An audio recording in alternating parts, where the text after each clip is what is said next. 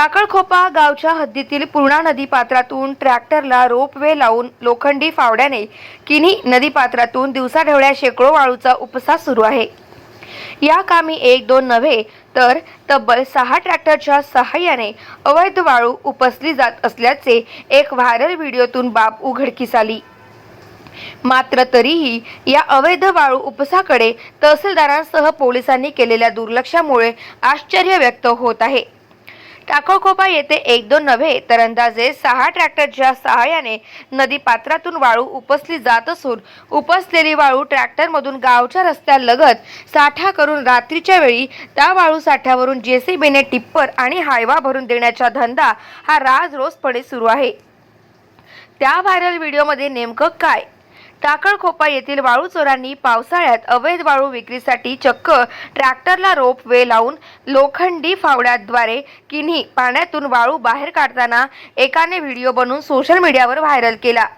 या व्हायरल व्हिडिओमध्ये एक दोन नव्हे तर चक्क 5 ते 6 ट्रॅक्टर आणि मजूर अवैध वाळू उपसा करताना दिसतात।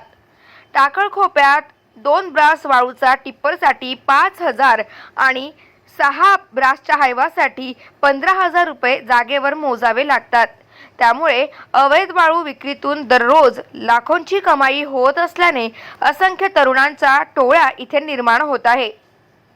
या वाळू विक्रीच्या व्यवसायात तळणीसह परिसरातील बहुतांश गाव आणि सर्कल प्रमुखाचा समावेश असल्यामुळे गावकऱ्यांच्या तक्रारीकडे सोयीस्कर दुर्लक्ष केले जात आहे। तळणीसह परिसरातील पूर्णा नदी काठच्या खोरवड, देवठाणा, उसवद, हनवतखेडा, कानडी, लिंबखेडा, पूर्णा पाटी, इंचा, सासखेडा, दुधा, टाकळखोपा, किर्ला, वाघाळा, पोखरी, केंदळे, भुवन आणि वझर सरकटे यासह अन्य गावात डझनभर जेसीबी, 100हून अधिक ट्रॅक्टर आणि 200हून अधिक टेम्पो, टिप्पर आणि हायवाचा समावेश आहे। त्यातच विदर्भातील लोणार, मेहकर, रिसोड येथील लहान मोठे वाळूची वाहने येतात। पूर्णा नदीकाठच्या गावात दिवसाढवळ्या वाळू विक्रीचा धंदा राजरोसपणे चालतो कसा, याला नेमके कुणाचे अभय?